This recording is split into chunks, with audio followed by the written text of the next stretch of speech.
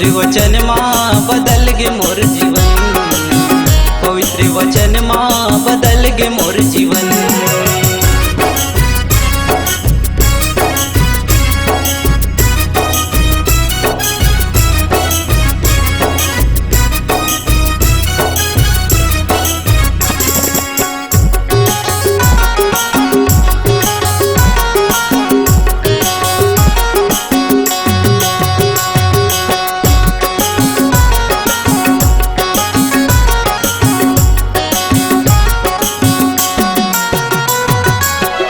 पुराना बात बीते नवा सृष्टि हो गे, दुख दूर हो गे तनले सब दूर हो गे जीवन ले।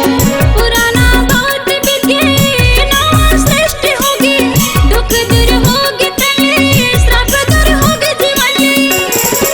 आनंद शांति मिल गए, आनंद शांति मिल गया है यीशु के शरण।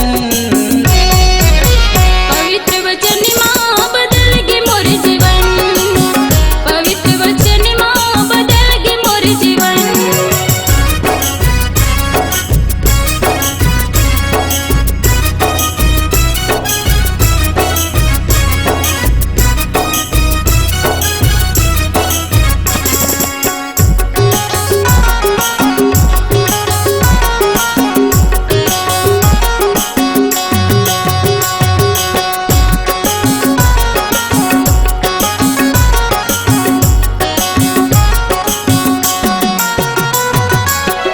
भूख मिटाए यीशु भूख नहीं हो अंधे, प्यास मिटाए यीशु प्यास नहीं हो अंधे। भूख मिटाए यीशु भूख नहीं होन दे, प्यास मिटाए यीशु प्यास नहीं होन दे। तृप्त करीस मौला, तृप्त करीस मौला खिला के भोजन। पवित्र वचन माँ बदल गे मोर जीवन, पवित्र वचन माँ बदल गे मोर जीवन।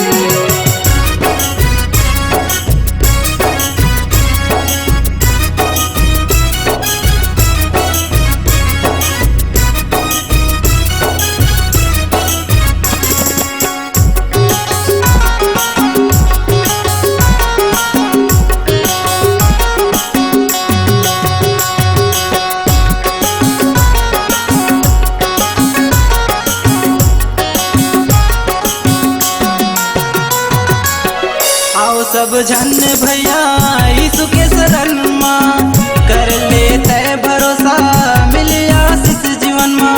आओ सब जन भैया यीशु के शरण माँ, कर लेते भरोसा मिले आशीष जीवन माँ।